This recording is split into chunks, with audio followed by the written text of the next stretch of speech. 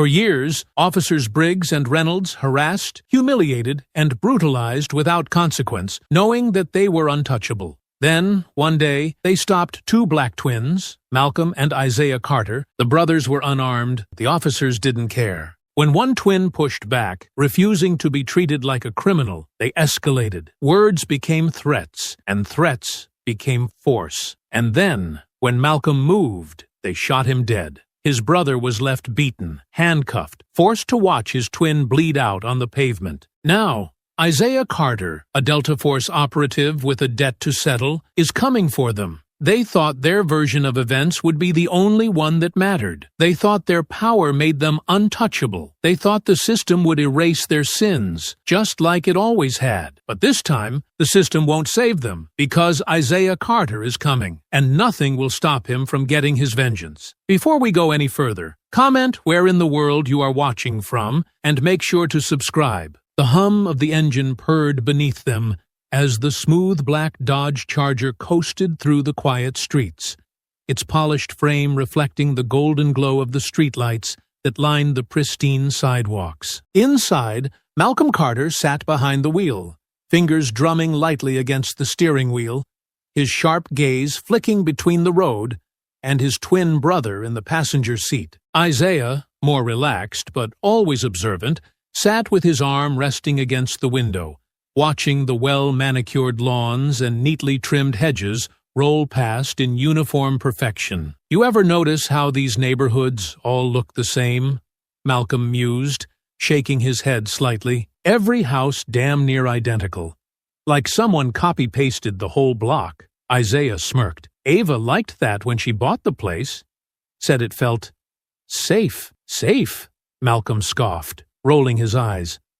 I bet it feels real safe when you actually live here. But for us? You think they see two black men in a Charger at this hour and think, oh, they must be visiting family? Isaiah let out a quiet breath, knowing exactly where this was going. Malcolm, don't start. I'm just saying, man, Malcolm continued, his fingers tightening around the wheel. We're driving through one of the richest neighborhoods in the city, and you know damn well we're going to get side-eyed for it. Isaiah sighed, rubbing his temple. We're not doing this tonight.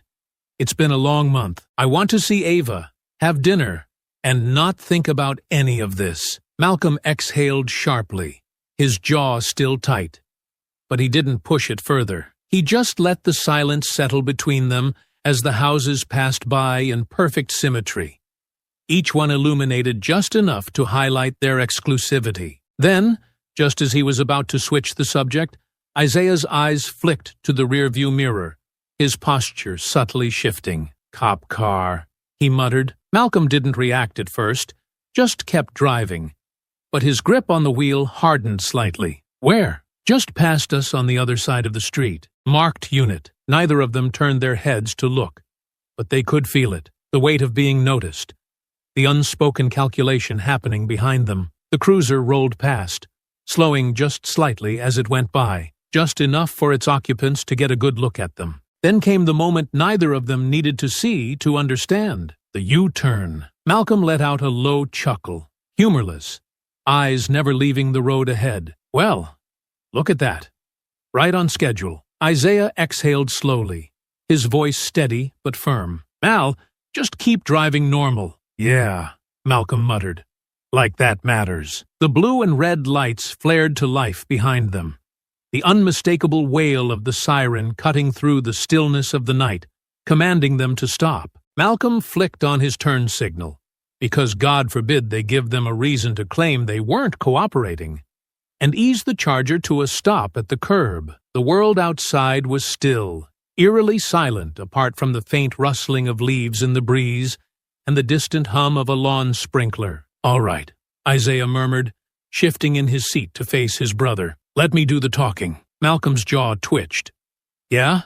And what's that going to change? It's not about changing anything, Isaiah said, his voice calm but firm. It's about getting to Ava's in one piece. Malcolm didn't answer, just stared straight ahead, his nostrils flaring slightly. Then, slowly, he placed his hands on the wheel, fingers spread wide, making sure they were visible. Isaiah did the same, placing his hands on the dashboard, movements deliberate, controlled. They had both been here before.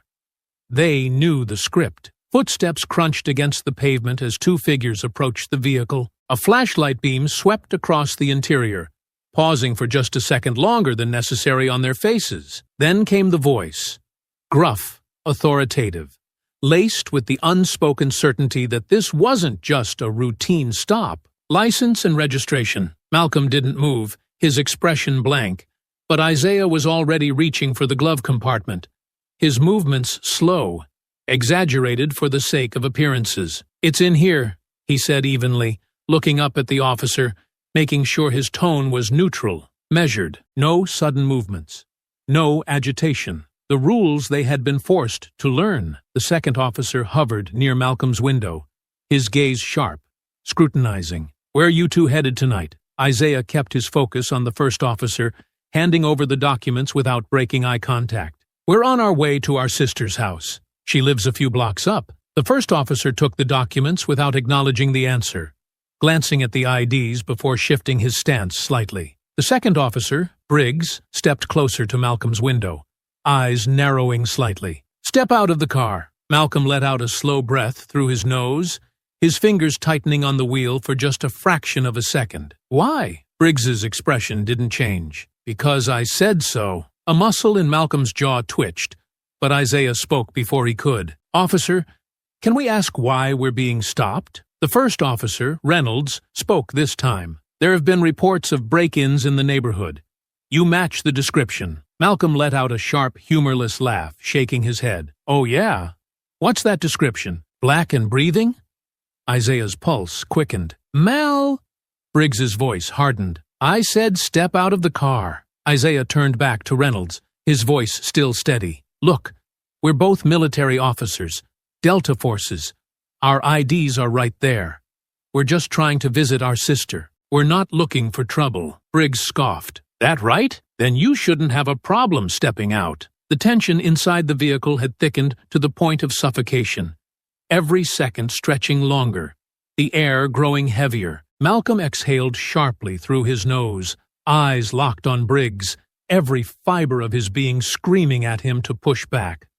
But Isaiah was still looking at him, the weight of unspoken understanding in his gaze. Malcolm clenched his jaw, then finally, slowly, reached for the door handle. The moment it clicked open, Briggs's hand went to his holster. The night was about to turn deadly. The door eased open, the soft click of the latch barely audible over the weight of unspoken tension hanging between them. Malcolm stepped out first, slow, measured, his every movement deliberate as he rose to his full height, standing just a few inches taller than the officer before him. His hands remained visible, fingers spread slightly at his sides, a silent acknowledgement of the invisible rules men like him were forced to follow. Isaiah followed, mirroring his brother's controlled movements as he stepped around the front of the car, placing himself just slightly ahead, his stance protective without being confrontational. The night air felt colder now,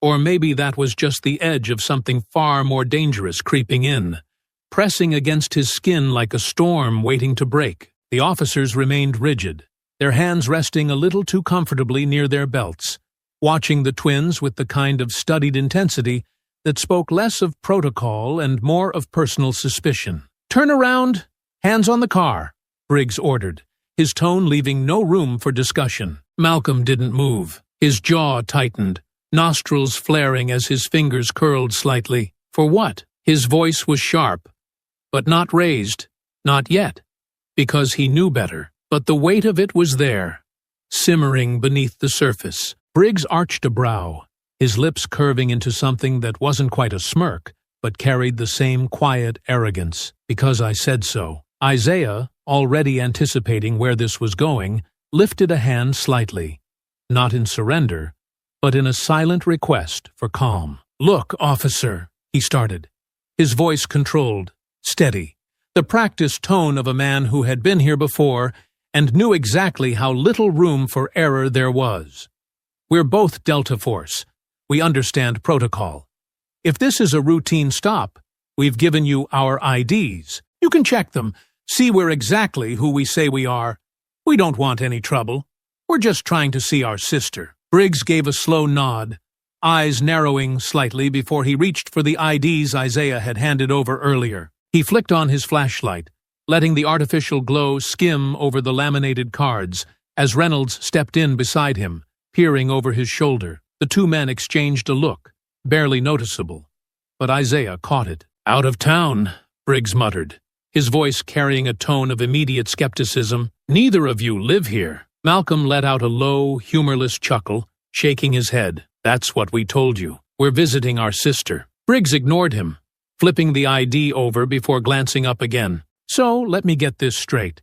You expect me to believe that two guys with an address across the city just happen to be driving through this neighborhood, in this car, at this hour, because your sister lives here?" Isaiah exhaled slowly through his nose, forcing himself to keep his voice even. "Yes, that's exactly what we're telling you, because it's the truth." Reynolds, who had remained quiet up until now, shifted slightly, the light from Briggs's flashlight casting deep shadows across his face as he spoke for the first time. "Yeah? And what does your sister do to afford a place around here?" Isaiah stiffened, his eyes locking onto Reynolds's in that split-second exchange where the weight of the question was fully understood. It wasn't phrased outright, but the implication was clear. A black woman living in this kind of neighborhood? The suggestion hung in the air, thick and suffocating. Malcolm's lips parted, his patience fracturing audibly in the sharp breath he sucked in.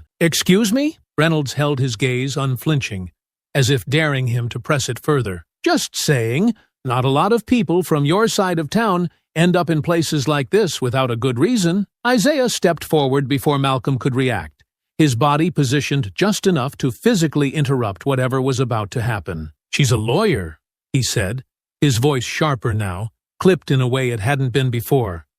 "Graduated top of her class.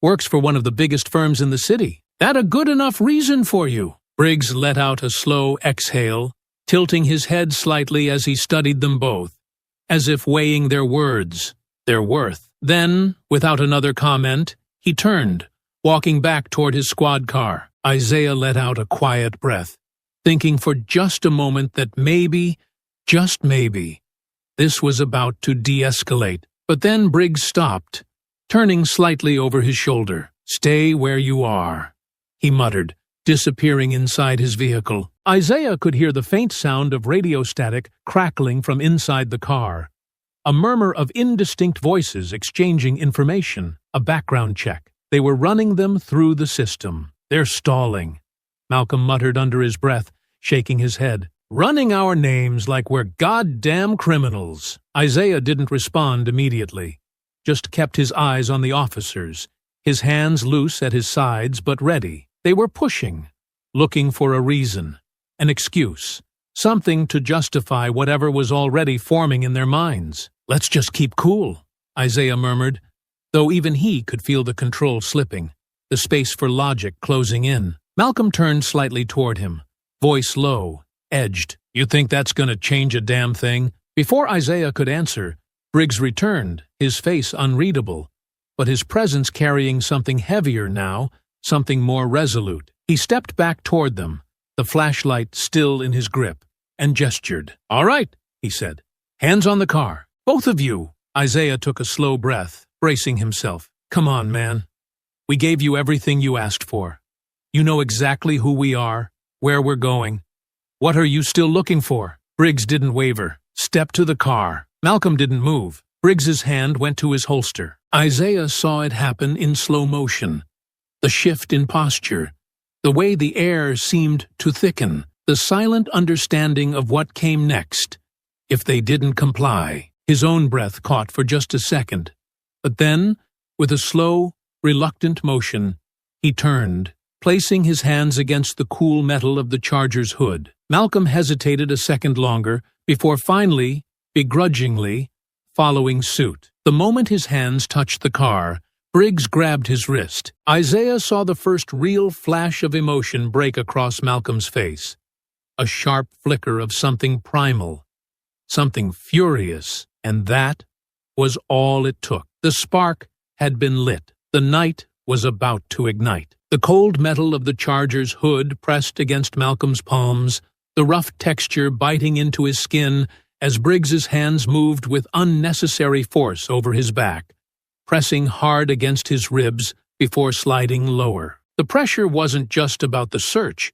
It was meant to provoke, to remind him who was in control. The weight of the moment settled over him, thick and suffocating, the air sharp with the unspoken tension of a game that had already been rigged against them before it even began. "Spread your legs wider," Briggs muttered, his tone clipped, edged with an arrogance that sent a hot pulse of anger straight through Malcolm's chest. Malcolm exhaled sharply, adjusting his stance, but only barely, just enough to avoid giving them anything they could twist into non-compliance. His fingers curled slightly over the hood. "Man, come on," he muttered, his voice low, brimming with frustration. "Ain't like I got a damn arsenal on me." Briggs didn't respond, didn't even acknowledge him, just continued the search, his hands pressing rougher now, shoving at Malcolm's pockets, his grip tightening like he was waiting for resistance. "You got a problem?" Briggs asked, his breath close now, deliberate, as his fingers dug into Malcolm's arm. Malcolm shifted slightly, his muscles tensing beneath the touch. "Yeah, I got a problem. My problem is some punk throwing me up against my own damn car like I just knocked over a damn convenience store." Briggs's grip tightened.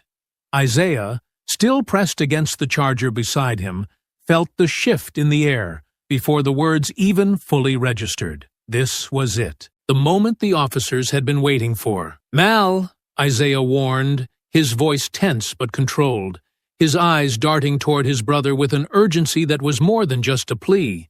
It was survival. Briggs let out a slow, amused breath. "Listen to your brother, boy," he muttered, the last words sliding out of his mouth like venom, slow and deliberate, meant to cut deep. The night snapped. Malcolm jerked, twisting slightly, his head snapping toward Briggs, his breath sharp, his entire body coiled like a loaded spring. Isaiah moved instantly, pressing forward, shoulder against Malcolm's, physically blocking him before the last thread of restraint could break. "Malcolm, stop." Isaiah's voice was steady, but laced with urgency, his hands raised slightly in a placating motion. "Not here, not now." But Malcolm's breath was already coming too hard, too fast, his nostrils flaring, his fingers flexing at his sides. His instincts were screaming at him, demanding that he fight back, that he refused to let them turn him into a victim. Briggs tilted his head, smirking just enough to let them know he'd already won. "That's what I thought," he murmured. Then, slow and deliberate, he reached for his belt. Isaiah's pulse spiked. "All right," Briggs said, pulling out his handcuffs, letting the metal glint under the streetlight. "We're detaining you both while we confirm your story." Isaiah stepped forward. "Detained for what?" Briggs shrugged. "Resisting a lawful search. Possible obstruction. Hell, maybe even suspicion of intent. We got plenty of reasons." "That's a lie," Malcolm snapped, jerking away the moment Briggs reached for him, and that was all they needed. Briggs's grip latched onto Malcolm's arm, yanking him toward the car with unnecessary force, his shoulder wrenching forward at an awkward angle. Malcolm instinctively twisted, trying to regain his balance, and in that split second, Reynolds stepped in, gripping his other arm and pushing against his back, trying to force him down. Isaiah reached for Malcolm's shoulder, trying to stabilize him. "Just go with it, man. Just let them—" "Let go of me!" Malcolm barked, his voice cracking with the raw frustration of a man who had been through this before, who had been humiliated enough times to know where it led. He wasn't fighting.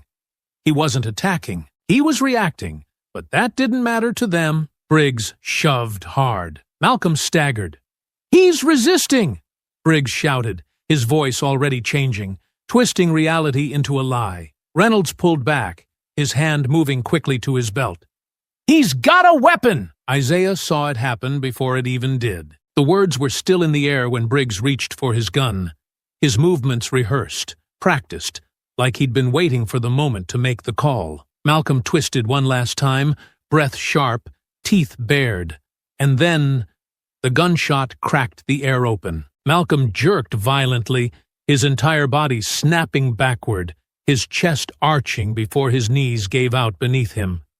His breath hitched, a sound halfway between shock and disbelief, before he crumpled onto the pavement. Isaiah's scream tore through the night. "Malcolm!" He moved without thinking, lunging toward his brother.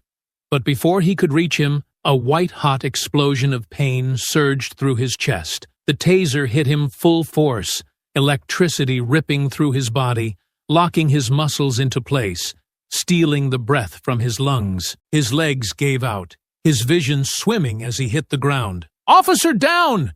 He tried to grab my gun!" Briggs was screaming now, his voice frantic, but Isaiah could hear the lie in it, the premeditation, the way it was already being molded into the version they would tell. "Back up needed," Reynolds echoed, his voice high, breathless, his hand still gripping the smoking gun. Isaiah fought against the paralysis gripping his limbs, his vision hazy, his ears still ringing as he tried to push himself up, his body rebelling against him. His eyes found Malcolm. His brother lay sprawled just feet away, his chest barely rising, his fingers twitching weakly, his mouth parting slightly as if he was trying to say something. Isaiah dragged himself forward, his body screaming against the movement. "Malcolm, hold on, man." Malcolm coughed, a wet, ragged sound, his fingers weakly grasping at the air before finding Isaiah's arm, gripping with what little strength he had left. His lips trembled as his breath hitched,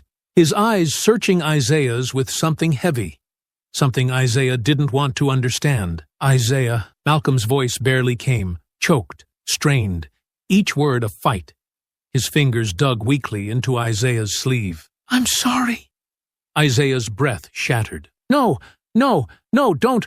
Hold on, just..." His voice broke, his hand pressing over Malcolm's wound as if he could force time to reverse, to undo what had already been set in motion. Isaiah's hands trembled as he pressed down on the warmth spreading across his brother's chest, his breath coming in short, ragged gasps, his heart slamming against his ribs so hard it felt like his entire body might shatter beneath the weight of what was happening. Malcolm's body twitched weakly beneath him, his fingers barely moving, the warmth of life slipping away faster than Isaiah could hold it together. "Malcolm, stay with me, man," Isaiah begged, his voice cracking under the force of his own panic, the words coming too fast, too desperate. "Come on, man. You're good. You're good. You hear me? Just breathe. Just..." His voice broke as Malcolm's eyes fluttered, barely open, his lips parting. But no real sound came out. "Malcolm, please," Isaiah choked, his hands pressing harder against the wound, as if he could force his brother's life to stay inside his body, as if sheer desperation alone could undo the horror spilling out between his fingers. "Look at me, man. Just look at me. You ain't going nowhere. You hear me? You're not." Malcolm let out a weak, wheezing breath, his fingers twitching against Isaiah's sleeve, grasping, barely holding on. His lips moved, voice nothing more than a whisper, broken and trembling. "Don't let them," Malcolm coughed, his body seizing up under the pain, his fingers tightening with what little strength he had left. "Don't let them get away with this." Isaiah's breath hitched, his vision swimming with hot, stinging tears as he grasped onto his brother's hands, squeezing them, refusing to let go. No, don't say that. You hear me? You're not dying, man. You're not. You can't."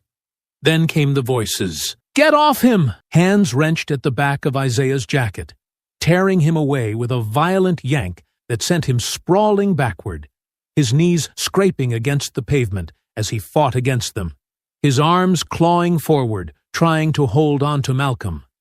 No, please." A sharp blow slammed into his ribs, white-hot pain exploding through his side as his breath punched out of his lungs. The impact sent him curling inward, instinctively shielding himself before another hit crashed into his side. Then another, each one a brutal punctuation to his screaming grief. "Stop resisting!" Isaiah gasped as he was forced onto his stomach, the rough asphalt scraping against his face as weight crushed down on his back, a knee digging into his spine so hard it made his ribs groan in protest. His wrists were yanked behind him, his arms twisted at an unnatural angle, metal clamping down against his skin with sharp, biting force. "You think you can attack us?" A hand fisted into his hair, yanking his head back so he was forced to look up, forced to stare into Briggs's face, his teeth bared, his eyes gleaming with unchecked fury. "You killed my brother!" Isaiah screamed, his voice raw, shattered, the words barely making it past the sheer force of his rage and agony. "You shot him! He didn't do anything!" Briggs scoffed, shoving Isaiah's head back down like he was nothing. "Yeah? That what you think? 'Cause what I saw was a dangerous suspect resisting arrest." Isaiah's chest heaved, his body trembling beneath the weight pressing him into the pavement. He was unarmed. "You murdered him." His voice cracked, his throat burning, each word dragged from the deepest part of him, the part that had just lost the only person who had ever understood him completely. "You killed him in the street like a damn animal. And now you're gonna act like we deserved this?" Briggs twisted his grip harder, pressing his knee down with more force until Isaiah let out a strangled cry. "You know how this works, right? Who do you think they're gonna believe?" Isaiah sucked in a shaky breath, his entire body going stiff as a hollow, gut-wrenching realization settled over him. This was always how it ended. Briggs stood, dusting off his uniform, like this was just another day, another routine, nothing more than an inconvenience. "We'll take it from here," he called out to the other officers arriving, his voice steady, confident, dripping with the certainty of a man who knew he would never face consequences. Reynolds hovered beside him, shifting slightly, his hands shaking as he holstered his weapon. His eyes flickered toward Isaiah, something hesitant in his expression, but it was gone as quickly as it appeared. He stepped back, nodded. "He reached for a weapon," Briggs said smoothly, his voice carrying across the street, as if the lie had already been accepted as truth. "We had no choice." Isaiah's stomach twisted, bile rising in his throat. The words had already changed.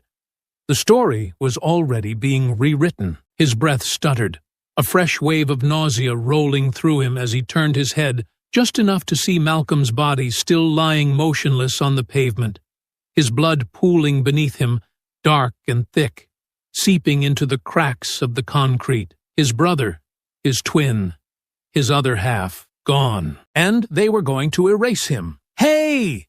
A new voice cut through the chaos, sharp and demanding. "What is going on here?" Isaiah barely processed it before he was yanked up by his cuffs, his body hauled forward like dead weight. His vision swam, dizziness crashing over him, the world tilting violently as he was dragged toward the back of a squad car. "You're under arrest for assaulting an officer," someone muttered, but the words barely registered.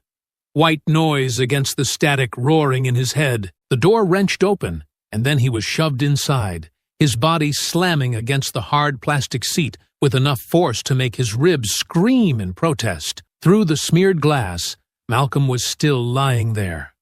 Still alone. Still bleeding out in the street, while the men who murdered him stood over him, deciding what version of the truth they would tell the world. Isaiah's fingers curled into fists behind his back, nails digging so hard into his palms that he thought they might break skin. Briggs walked past the window, his expression calm, composed, already moving on, like he had just checked another box on his to-do list. The last thing Isaiah saw before the door slammed shut was Malcolm's lifeless body, left behind on the pavement, like he had never mattered at all. The world blurred. Isaiah sat slumped against the cold plastic seat of the squad car, his wrists still bound behind him, the metal digging deep into his skin, but the pain barely registered. His breath came in short, hollow gasps, his chest rising and falling in uneven bursts as the blood rushing through his veins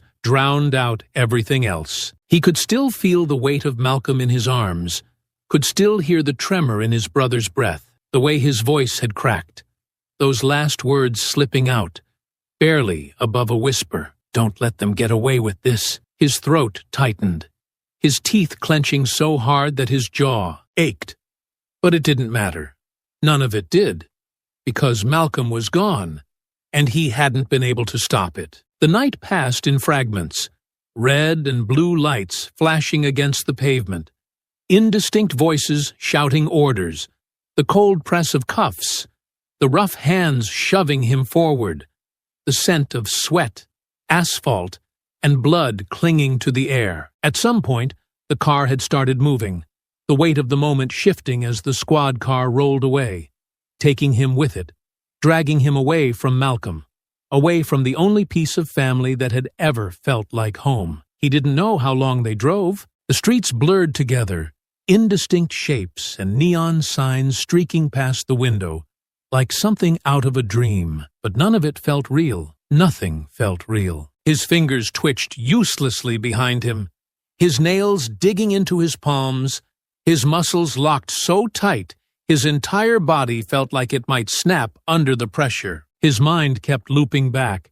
kept dragging him back to the last time he and Malcolm had been in a car together, just hours earlier, laughing about identical houses in a neighborhood that wasn't made for them. Ava liked that when she bought the place, said it felt safe. Safe. A choked, bitter sound pressed against the back of his throat, but it never made it past his lips. The weight of grief was too thick, too heavy, coiling around his ribs like a steel vice. His head tipped back against the seat, his gaze unfocused, his thoughts slipping into the past like water through trembling fingers. He and Malcolm had always been together, always, from the moment they were born, side by side, their mother holding them close, whispering their names like they were meant to be spoken in the same breath. Malcolm and Isaiah. Isaiah and Malcolm. They had fought together, laughed together, bled together. They had survived. As kids, they had learned young what it meant to be feared before they were even old enough to understand why. They had learned to keep their hands visible in convenience stores, to stay still when a cop car rolled by, to smile just enough to seem unthreatening but not so much that it looked forced. They had learned to control their anger, to bury it deep, to push it down so far that it couldn't be used against them. But Malcolm had never been able to push it far enough. Isaiah had always been the one to step in, the one to keep him grounded, the one to pull him back when the world tried to push him too far. But this time, this one time, he hadn't been fast enough. He hadn't been strong enough. He hadn't saved him. He squeezed his eyes shut, his head pounding, his hands curling into fists behind him. It should have been him. If he had just stepped in sooner, if he had just kept Malcolm from speaking, from moving, from breathing too freely in a space that was never meant for them. The car slowed, turning sharply, and the sudden motion yanked him out of his thoughts. His eyes opened, his breath catching as the reality of the moment crashed back into him. The precinct loomed ahead, its fluorescent lights buzzing against the night, sterile and indifferent. The car rolled to a stop. A door opened, then hands were on him again, dragging him forward, forcing his body upright as his legs struggled to catch up with the movement. His feet stumbled against the pavement as they hauled him out of the car, the shift in motion sending another wave of dizziness crashing over him. His ribs throbbed, his skull still aching from where he had been slammed into the ground. But the officers didn't slow, didn't care. The inside of the station was just as harsh, all white tile and dull overhead lights, the scent of sweat and coffee thick in the air. He was shoved forward, past rows of desks, past officers who barely even looked up as he was dragged through the booking process, barely more than a body, barely even a person. They took his fingerprints, his mugshot. They took everything. And through it all, he said nothing. Not because he had nothing to say, but because none of it mattered. Malcolm was dead. They had won. Time passed in a haze. He didn't know how long he had been sitting there, his body slumped in a hard plastic chair, his hands cuffed to the table in front of him. His head hung low, his breathing shallow, his thoughts tangled in something too thick, too dark to pull himself out of. The door creaked open. Isaiah barely reacted, his body too heavy, too exhausted, the weight of his grief sinking so deep he wasn't sure he could ever climb out of it. Then, Isaiah! The voice snapped through him like a jolt of electricity. His head lifted.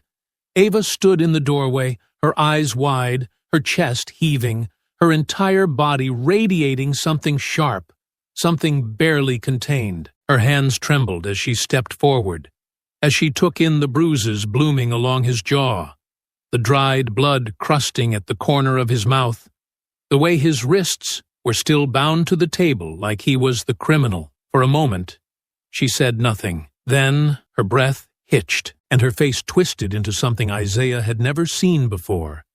Something shattered, and Isaiah realized she already knew. The weight of it crushed him all over again. Ava stood in the doorway, her breath shallow, her fingers curled into fists at her sides as she took in the sight of her brother. His head bowed, his wrists shackled to the table, his entire body slumped with the weight of something she couldn't begin to put into words. Isaiah barely moved. He sat there, still as stone, his chest rising and falling in slow, uneven breaths. His face was bruised, dark splotches blooming along his jaw and beneath his right eye, his knuckles raw, dried blood still crusted at the corner of his mouth. His clothes were stained, dirt, sweat, and something darker smudging the fabric. But none of that was what made Ava's stomach twist into knots. It was his eyes. They were empty. Ava swallowed hard, forcing down the burn in her throat as she stepped forward, the sharp click of her heels against the linoleum cutting through the heavy silence. She wasn't here to cry. She wasn't here to grieve. Not yet. Right now. Isaiah needed her. She pulled out the chair across from him, scraping it against the floor as she sat down. Isaiah. Her voice was steady, firm. It took him a second to react, his gaze slowly lifting to meet hers. His eyes were bloodshot, ringed with exhaustion so deep it looked like it had settled into his bones. He blinked once, sluggish, as if pulling himself back into the present required effort. They killed him, he murmured, his voice hoarse, raw from screaming. Ava inhaled sharply through her nose, her jaw tightening. She forced herself to push through it, to keep her composure, to shove aside the grief clawing at her insides long enough to get him out of this room. I know, she said, the words barely above a whisper. I know, Isaiah. He let out a slow, uneven breath, his fingers twitching against the cold metal of the cuffs. They shot him in the street like a dog. His voice cracked slightly, but there was no real emotion behind it. Just emptiness, just fact. Ava reached forward, her fingers brushing lightly against his wrists, against the metal digging into his skin. We're getting you out of here. A flicker of something crossed Isaiah's face. Not quite hope, but something close enough to it that Ava held on to it with everything she had. They're charging me, he muttered. Assaulting an officer. Resisting arrest. They're going to say Malcolm attacked them. They're already saying it. Ava's stomach twisted. Of course they were. The lie was already forming, already being pushed forward in official statements and press briefings, already being shaped into something that painted the men with badges as heroes, and Malcolm as the aggressor. Isaiah's breath shuddered, his hands clenching into fists. He didn't fight them, Ava. I swear to you, he didn't. Isaiah. Ava reached forward again, her grip firm but careful. I believe you. I believe you. Isaiah closed his eyes for a brief second, just enough to let the weight of her words settle over him before opening them again. They're gonna get away with it, aren't they? Ava's lips parted slightly, her throat tightening. She wanted to tell him no. She wanted to tell him that the law worked, that there was a path forward, that Malcolm would get justice. But she wasn't about to lie to him. Instead, she took a breath, straightened her spine, and forced every ounce of confidence into her voice. Right now, I need to focus on getting you out of here. After that, we fight. But we don't get to do anything if you're still in a jail cell. Understand? Isaiah held her gaze for a long moment before giving a slow, reluctant nod. Good, Ava said, already shifting into action. She reached into her bag, pulling out a stack of documents, setting them on the table with sharp precision. I've already spoken to a judge. I filed for emergency bail consideration, but the police are pushing back. They're claiming you're a flight risk. Isaiah scoffed, shaking his head. A flight risk? You serious? They're stalling, Ava confirmed, her lips pressing into a thin line, buying themselves time while they craft their story. If they keep you in here long enough, they control the entire narrative. I can't let that happen. Isaiah exhaled sharply, his jaw clenching. So, what's the plan? Ava sat forward. I filed a motion for an immediate review of the charges, which means I can argue for your release in front of a judge first thing in the morning. But that's not enough. I need leverage. I need pressure. Isaiah frowned slightly, his brow furrowing. What kind of pressure? Ava glanced toward the two-way mirror, knowing full well that someone was listening, and lowered her voice just slightly. I called every journalist I know, every activist, every civil rights lawyer, everyone. By morning, the entire city is going to be watching this case. The more eyes on it, the harder it'll be for them to bury the truth. Isaiah stared at her, a flicker of something unreadable passing across his face. You really think that's gonna work? Ava leaned in. I think they want to make you disappear. But they can't if we make sure the entire damn country is looking at them. Isaiah swallowed, his throat tight. He wanted to believe her. He needed to believe her. But he had seen too many names turned into hashtags, too many bodies left in the street with no justice to follow. Ava could see the doubt, the exhaustion, the raw hopelessness clawing at him. She reached out again, this time grasping his hand, her grip firm, grounding. I'm getting you out of here, she repeated, her voice steady, unwavering. I swear to you, Isaiah, you are not going to rot in here while they turn Malcolm into some thug who deserved to die. Not while I'm still breathing. Isaiah exhaled, something deep in his chest shifting. The moment Isaiah stepped out of the station, the air hit him like a slap to the face. Cold, sharp, too open after the suffocating walls of the holding cell. He inhaled deep, filling his lungs, but it wasn't enough. The weight in his chest didn't lift. The shackles on his wrists were gone, but they had been replaced with something heavier, something that no court order or legal maneuver could undo. Ava was beside him, walking with purpose, her heels clicking against the pavement, her posture straight and controlled. But Isaiah could see the tension in her shoulders, the way her fingers clenched the strap of her briefcase too tightly. She had won this battle. Barely. But she was already bracing for the war ahead. Outside the precinct, a wall of reporters and flashing cameras lined the barricades, microphones extended forward, voices shouting questions, news vans parked along the curb, their headlights illuminating the chaos. Ava had done exactly what she said she would. The city was watching. Isaiah, do you have anything to say about the charges against you? Isaiah. What happened that night? Do you believe the officers acted unlawfully? He didn't stop, didn't look at them. His jaw was locked, his fingers curling into fists at his sides, his pulse roaring in his ears. He couldn't be here. He couldn't breathe with all these people shoving microphones in his face, waiting for him to break, waiting for a quote, waiting to twist whatever words he said into something neat and palatable for the 6 o'clock news. Ava didn't stop either. She pressed forward, her grip firm on his arm as they moved toward the waiting car. The cameras flashed. The questions kept coming, but the moment the car door shut behind them, the world outside became nothing more than a distant hum. Isaiah stared ahead, his jaw tight, his body stiff. Ava exhaled beside him, her fingers pressed against her temple, her breath unsteady for just a moment before she composed herself again. You okay? She asked softly. He didn't answer, Because no, he wasn't okay. He had just been released from a cell after watching his brother die in the street. He had been beaten, cuffed, accused, and now the same system that let those officers pull the trigger was still holding him by the throat, still twisting the truth, still making sure that he was the criminal. No, he wasn't okay. But what did that even matter? Ava exhaled again, shifting in her seat. "We're going straight home," she said. "You need to rest. We'll talk about everything tomorrow." Isaiah just kept staring ahead. The first thing Isaiah noticed when they walked through the door was how normal everything looked. The living room was still warm with the scent of lavender and wood polish. The couch still had the same deep indent from where Malcolm always sat.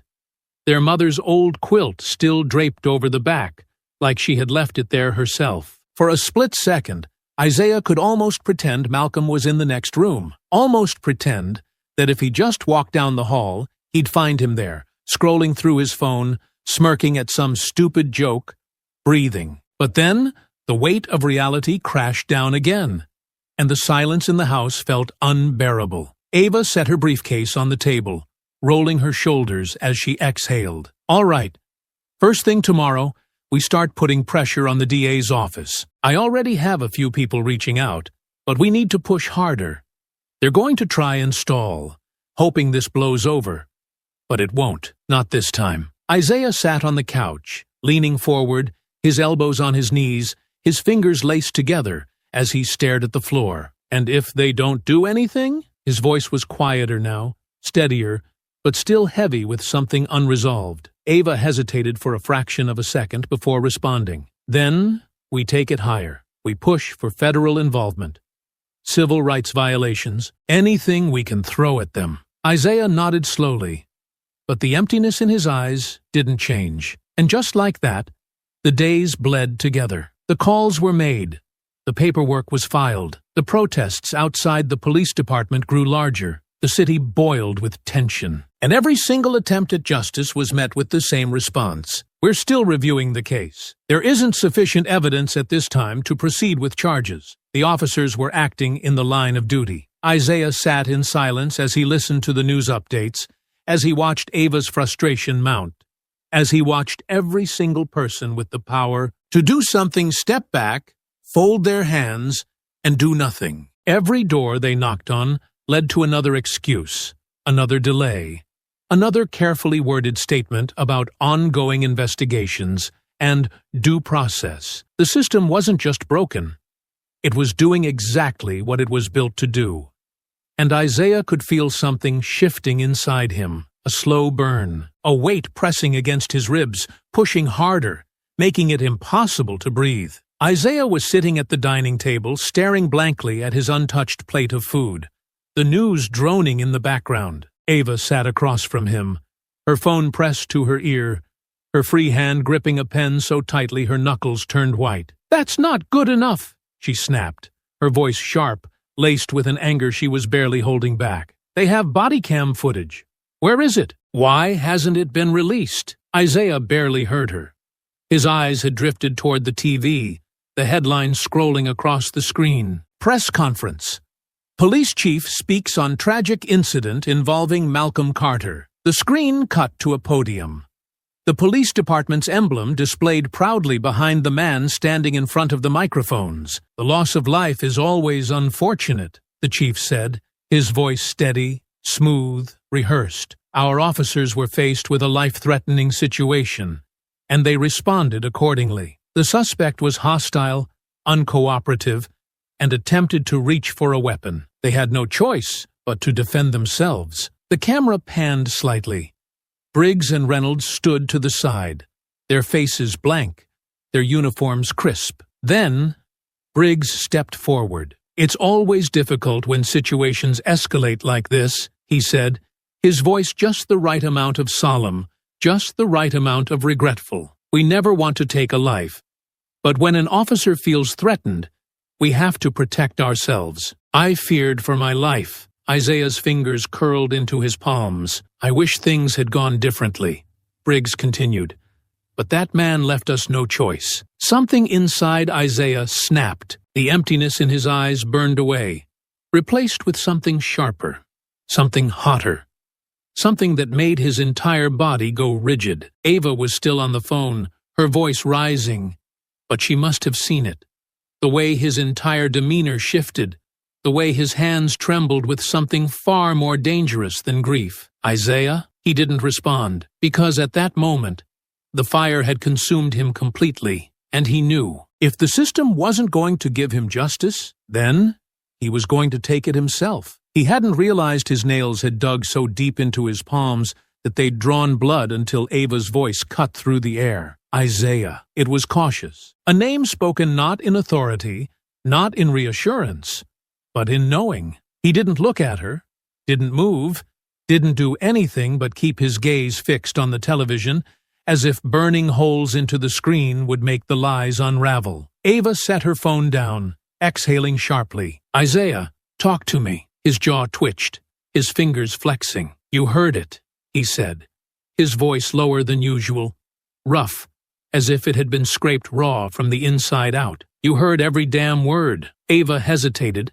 then nodded slowly. I did. Isaiah inhaled through his nose, forcing himself to keep the anger contained, but it was pushing against his ribs, slamming against his chest, burning hot enough that it felt like it might split him open from the inside. He turned toward her then, his movements controlled, but his eyes, they were different, no longer hollow, no longer grief-stricken. They burned. And what do we do now? His voice was eerily calm, the kind of calm that existed only in the moments before a storm. Ava's lips parted slightly, her fingers tightening around the edge of the table as she measured her words. We keep fighting, she said, her voice firm, unwavering, the words carrying the weight of someone who had spent her entire life navigating the legal battlefield. Someone who had built an entire career out of pushing against an immovable system. We go back at them harder. We apply more pressure. We make sure they don't get to control the narrative. Isaiah let out a sharp, bitter exhale, shaking his head. The narrative, he muttered, the word tasting like acid in his mouth. That's all it is to them, isn't it? A damn story. A version of events they get to shape, get to bend until it fits what they need it to be. Ava held his gaze, her breath steady, but Isaiah could see it, the flicker of unease beneath her composure. The way she was bracing herself. Isaiah leaned forward, placing his hands on the table, his knuckles white. Malcolm is dead, Ava. His voice wavered for just a fraction of a second before it hardened again. And they're gonna walk. You know it. I know it. Hell, they know it. Every time we apply pressure, every time we push harder, all we're doing is playing their game. But the system is already rigged, and we're the only ones still pretending like it's not. Ava swallowed, her fingers gripping tighter. Isaiah, you told me to believe in the system. Isaiah pressed on, his voice rising, not with hysteria, but with something deeper, something raw and unfiltered. You told me there was a way forward, that there was still a chance for justice. And I did. I sat here. I waited. I watched you fight for every angle, and all we've gotten is locked doors, empty statements, and those pigs standing up there on national television calling my brother a threat. Ava's face tightened, but she didn't speak. Isaiah exhaled sharply, shoving away from the table, pacing, his hands running over his head, frustration rolling off of him in waves. Self-defense, he spat. Fear for their lives. He let out a harsh, humorless laugh, shaking his head. That's all it takes, huh? That's all it takes to justify murder. Ava pushed up from her seat now, standing, her voice stronger. You think I don't know that? She snapped, and for the first time, there was an edge of something unrestrained in her voice, something that slipped past the controlled mask she always wore. You think I don't know exactly how this goes? Isaiah turned toward her, his breath heaving, his chest rising and falling with something that had been brewing for too long. Ava's lips trembled slightly before she pressed them together, steeling herself. You're right, she said, and it was so quiet at first that he almost didn't hear it. Everything about this is rigged. Everything about this is designed to protect them. And I hate it, Isaiah. I hate it. But you have to let me keep fighting this the way I know how." Isaiah shook his head, his fists clenching at his sides. "And how do you know it's going to work? How do you know we're not just giving them more time to clean this up, to erase Malcolm completely? How do you know?" Ava inhaled sharply, her throat bobbing. "I don't," she admitted. And the honesty in it was enough to make Isaiah stop. "I don't know. But if we go outside the system, if you do something you can't take back, then they win. They'll get exactly what they want." Isaiah stared at her for a long, suffocating moment, the silence between them thick with everything unsaid. Then he shook his head. "They already won," he murmured. And Ava knew. She knew the moment his voice dropped like that, the moment the fire in his eyes settled into something colder, something unchangeable, something final. Her stomach turned. "Isaiah!" But he was already stepping back, already turning toward the door, already slipping away from her like a shadow breaking from its anchor. "Isaiah, wait!" Ava pushed forward, reaching for his arm, desperation creeping into her voice now.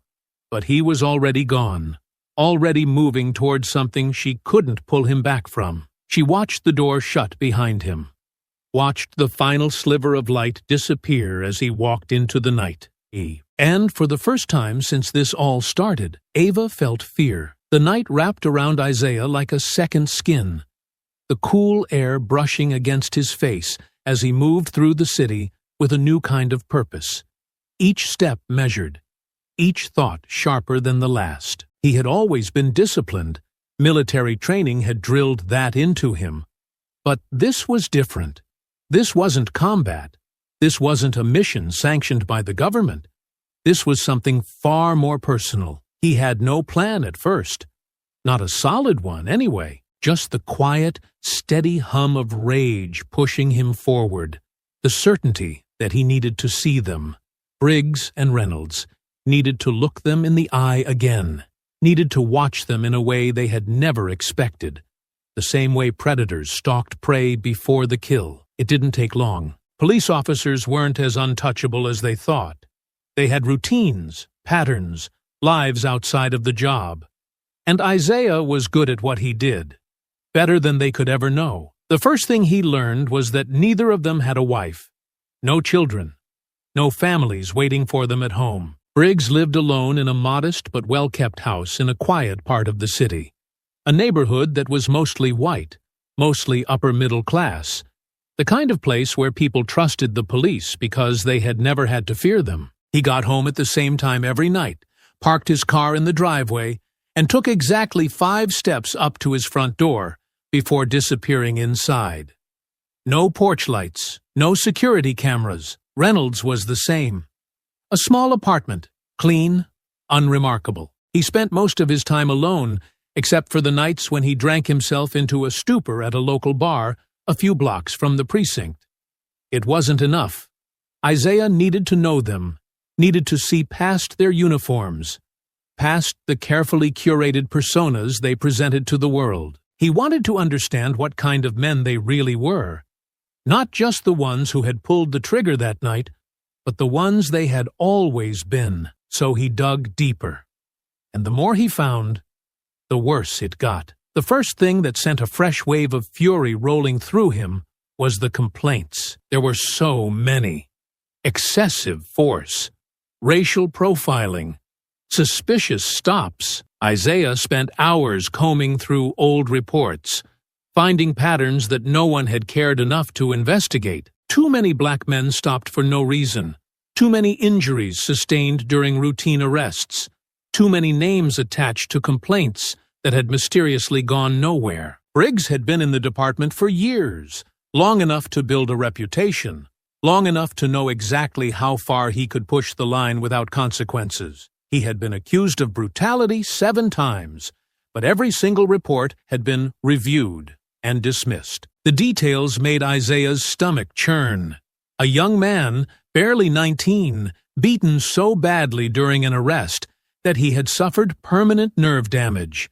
An older black veteran, pulled over for a traffic violation, slammed against the pavement when he asked why he had been stopped. A father, arrested in front of his children for disturbing the peace when he had simply been recording police activity outside his home. Each story was worse than the last.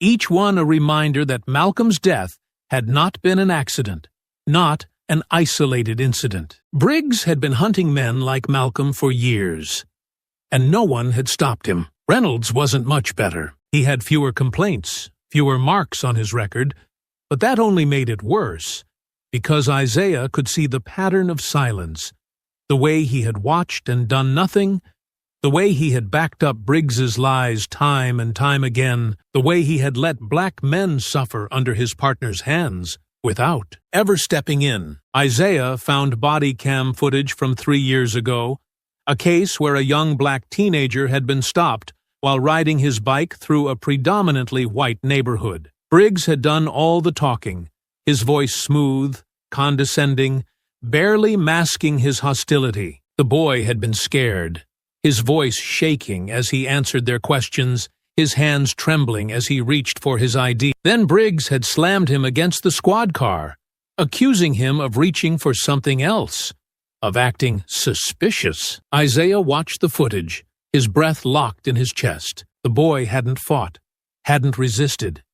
He had just stood there, too scared to move, too shocked to react. And Reynolds had done nothing. The video ended with Briggs shoving the kid onto the pavement, handcuffing him, his voice calm as he told him he was being detained for failure to comply. Isaiah shut his laptop.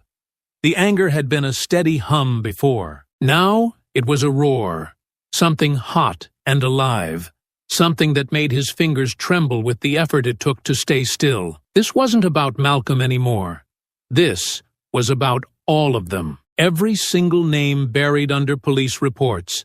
Every single man who had been beaten, humiliated, locked in a cage, left in the street, erased like their existence had never mattered. This was about every single man who had been Briggs and Reynolds's prey and never got to fight back. Isaiah clenched his jaw, exhaling slowly, forcing the air through his lungs before it burned him from the inside out. He pressed his hands against the desk, grounding himself, steadying himself. He had all the information he needed. Now it was time to decide what to do with it. Tortus. He left the apartment in the dead of night, his hood pulled up, his steps silent against the pavement. Briggs's house was first. Isaiah stood across the street, watching from the shadows, his gaze locked on the dark windows, on the faint glow of a television flickering inside. He imagined Briggs sitting there, drinking a beer, flipping through channels without a second thought about the life he had stolen. Isaiah exhaled slowly.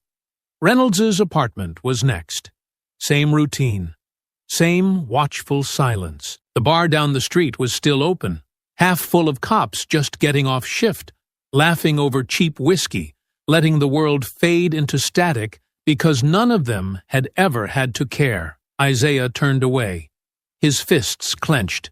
His path was clear now, and soon Briggs and Reynolds would finally know what it felt like to be hunted. The night wrapped around Isaiah like a cloak, the city stretching out before him in a dull haze of neon signs and distant sirens. He moved through the streets with purpose, his body loose, controlled, his steps silent against the pavement.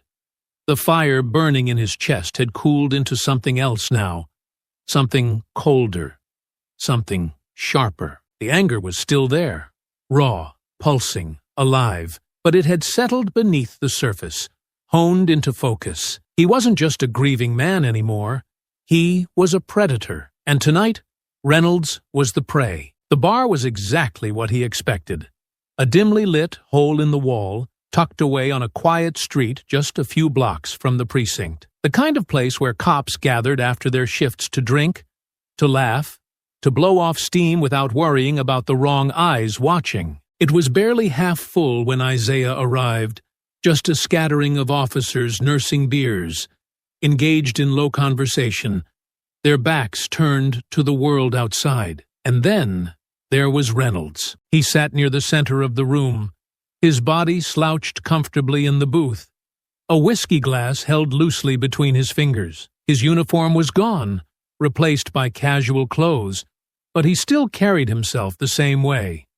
Relaxed, confident, shoulders squared like a man who had never known real fear. Isaiah lingered in the shadows near the back, close enough to listen without being noticed. He could hear the low murmur of conversation, the occasional clink of ice against glass, but it wasn't until another officer leaned in, grinning, amused, that Isaiah's blood ran cold. "Man, the media's eating this case alive," the other cop said, shaking his head. "You and Briggs gonna be good?" Reynolds smirked, lifting his glass. "You know how it is. Standard protocol. Internal review. A couple weeks of paid leave, then we're right back to it." He took a sip, his expression completely unbothered, as if this was nothing more than a minor inconvenience. Isaiah's fingers curled against the edge of the table beside him, his breath steady but deep. The other officer chuckled. "Gotta say, man, that was one hell of a shot. You sure that guy didn't have something on him?" Reynolds scoffed, shaking his head. "Please. If he did, we'd have found it, planted it, whatever it took. Doesn't matter, though. That kid sealed his own fate the second he got mouthy. I swear, they never learn." Isaiah's world tilted. The breath left his lungs in one sharp, violent exhale, his muscles going rigid, his nails digging into his palms. They were bragging, laughing, mocking Malcolm like he had been nothing, like he had been just another name, another statistic, another inconvenience erased without consequence. Reynolds leaned back, shaking his head, voice dripping with amusement. Briggs had to put on the whole shaken officer act for the cameras. But between you and me, we did the city a favor. Ain't nobody gonna miss that guy. Isaiah barely heard the response, barely felt anything other than the slow, controlled rage sinking its claws into his chest, burrowing deep, wrapping around his ribs and squeezing until he could barely breathe. His ears rang, his vision narrowed, and in that moment, he knew there was only one path forward. No courts, no appeals, no pressure on the system. He wasn't going to fight for justice anymore. He was going to make it himself. Isaiah stepped out of the bar, inhaling the crisp night air, letting it settle in his lungs, letting it cool the fire burning inside him just enough to keep his thoughts sharp. Reynolds and Briggs thought they were untouchable, thought the badge gave them power, gave them the right to decide who lived and who died. Isaiah was going to show them how wrong they were. He had been turning over the possibilities in his mind for days. What to do, how to do it, whether to make it slow or fast, whether to make it a message or a simple execution. He had studied them, memorized their routines, learned the patterns of their lives the way a sniper learned his target's weaknesses. But now, the decision had been made. They were going to die exactly like Malcolm did. The same fear, the same helplessness, the same powerlessness Malcolm had felt when they threw him against the car, when they slammed him to the ground, when they pulled the trigger and let his blood soak the pavement. Reynolds was going to feel it first. Isaiah exhaled, pulling his hoodie tighter around his face, his mind already constructing the next steps. He would need timing, isolation, the right location. It couldn't be rushed. It had to be perfect. Reynolds left the bar around the same time every night, usually alone. He walked to his car in the back lot, away from the main road, away from the streetlights. Too cocky to be cautious, too confident to even consider the idea that someone might be watching. Isaiah checked the time. He still had 15 minutes before Reynolds would stumble out, slightly buzzed, but still steady enough to drive. Perfect. He moved quickly, slipping around the side of the building, staying low, moving through the alley until he reached the parking lot. He found the spot, a shadowed corner near the back fence, just beyond the range of the security camera mounted near the entrance. And then he waited. The cold air did nothing to dull the steady pulse of anticipation thrumming beneath his skin. His muscles coiled with the kind of tension he had only felt before battle, the kind of singular focus that came just before the first shot was fired. His breath was slow, steady. He could already picture it. Reynolds stepping out, unaware, completely at ease, walking to his car with the same arrogance he had carried in that bar. Isaiah would let him unlock the door, let him relax, let him think for one final moment that his world was still exactly as he had left it. And then Isaiah would drag him to the ground, shove him against the pavement, press his face against the asphalt, just like they had done to Malcolm. And then he would let Reynolds understand, fully, completely, with no escape, no mercy, exactly what it had felt like to be Malcolm in those last, gasping seconds. Isaiah's fingers flexed. He heard the bar door open.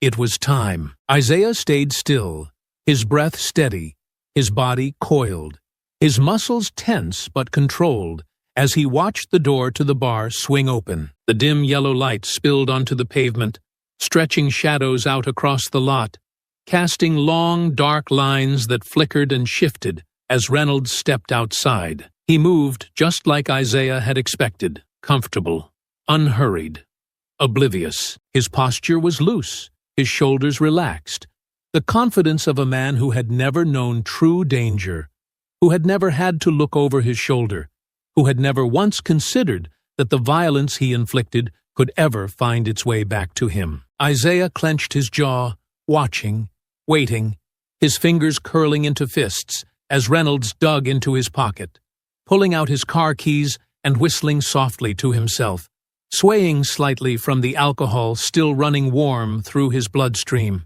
He wasn't drunk, not enough to stumble, but enough to dull his senses, to make him sloppy. Reynolds reached his car, pressed the unlock button, and the chirp of the alarm cut through the night air. That was when Isaiah stepped forward. He moved slow, deliberately, his steps measured as he let his presence be known, the sound of his boots scraping against the pavement just enough to pull Reynolds's attention. The officer stiffened slightly, glancing over his shoulder, and for a split second, there was no recognition, no real concern, just mild irritation, as if Isaiah was some drunk who had wandered too close.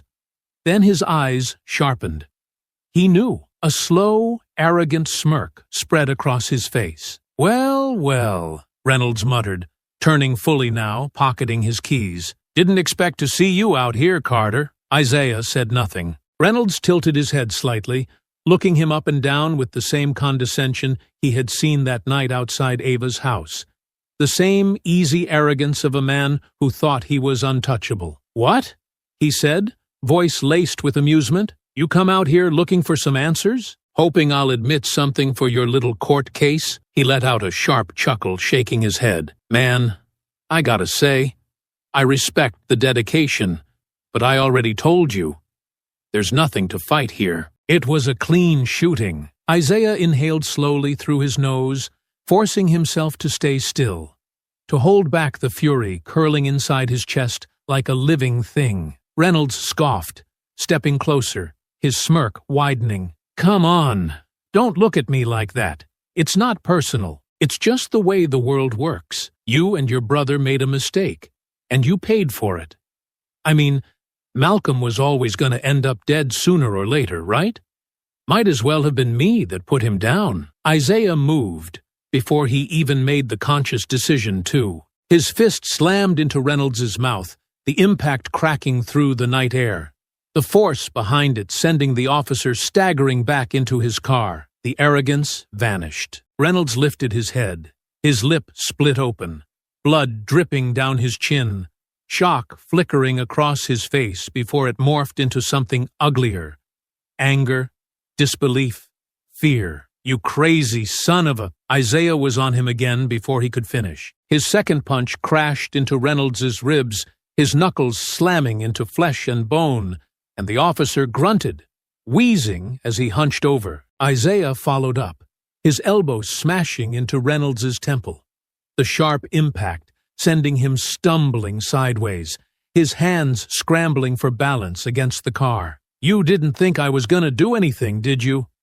Isaiah's voice was low, even, deadly. He took a step forward as Reynolds straightened, his breath coming hard now, his hands lifting instinctively.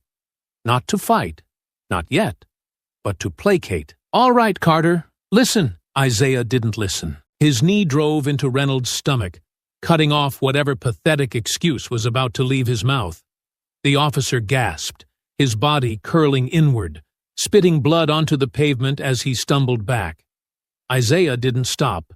He wouldn't stop. He grabbed Reynolds by the collar, yanking him forward before slamming him face first onto the hood of the car. His cheek pressed against the cold metal, his breath ragged. This what it felt like. Isaiah muttered, his voice low, seething, his grip tight against the back of Reynolds's neck. When you threw Malcolm down? When you put your knee in his back? He pressed down, forcing Reynolds against the car, grinding his face against the metal, his breath coming in sharp, broken bursts. This what it felt like when you held him down and let Briggs put a bullet in him? Reynolds struggled, his body twisting, his hands pushing back.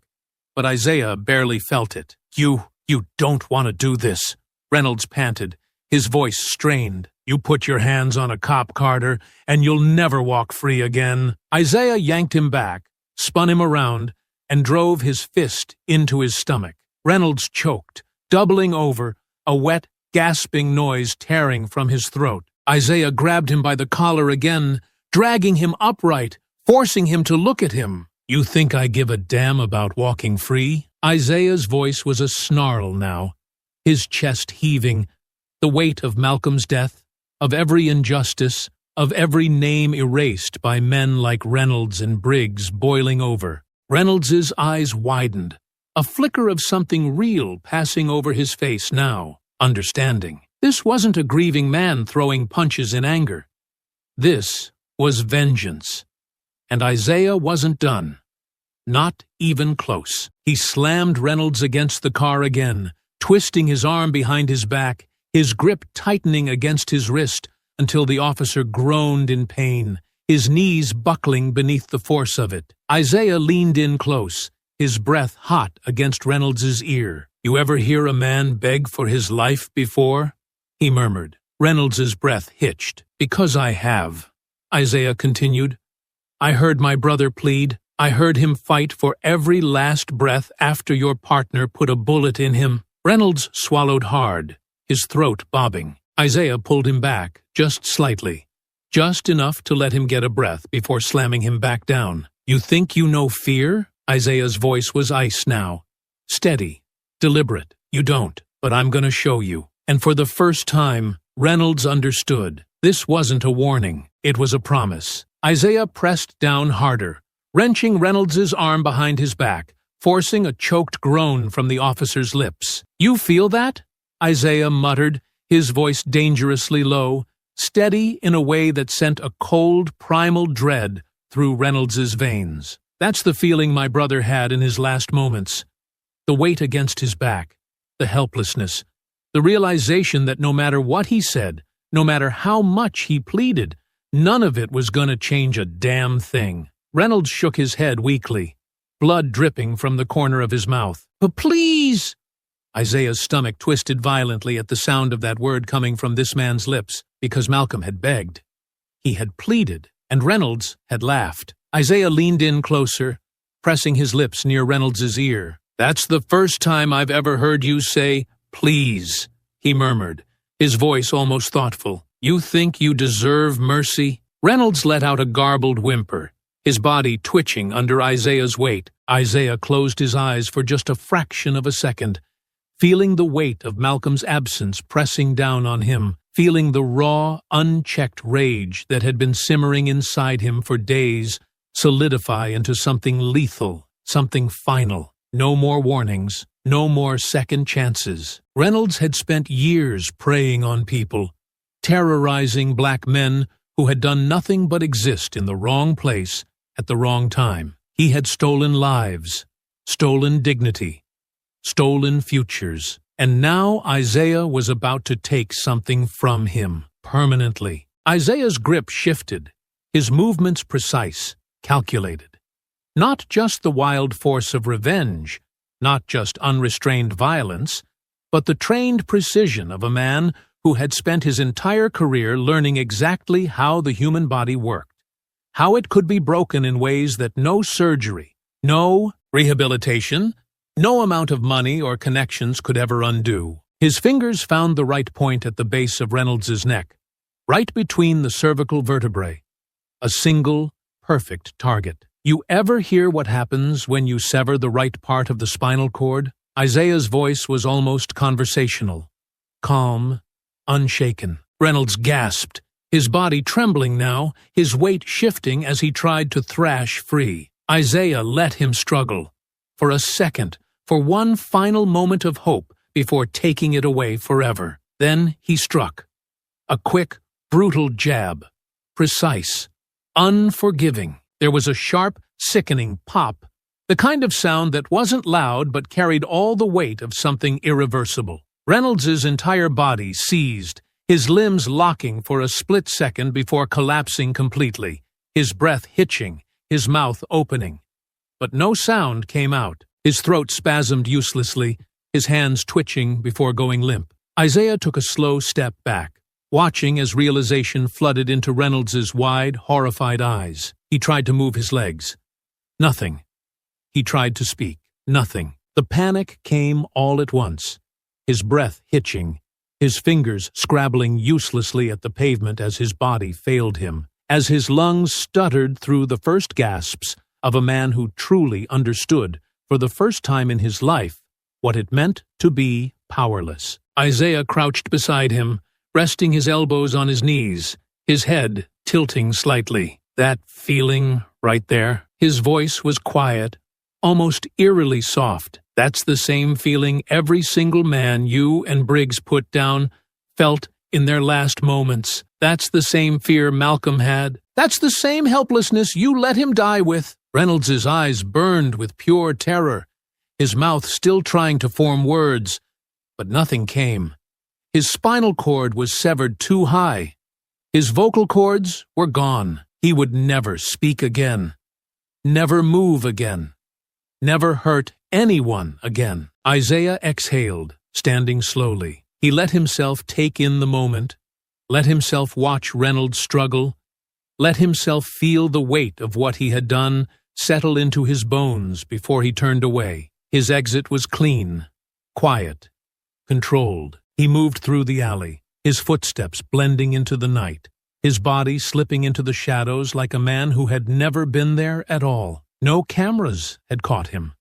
No witnesses had seen. By the time Reynolds was found, by the time someone realized what had happened, Isaiah would be long gone. And by the time the officers at the precinct gathered around their fallen brother, whispering in hushed, horrified voices about the mysterious, permanent, irreversible injury that had left him a silent, broken shell of a man, Isaiah would already be planning the next move.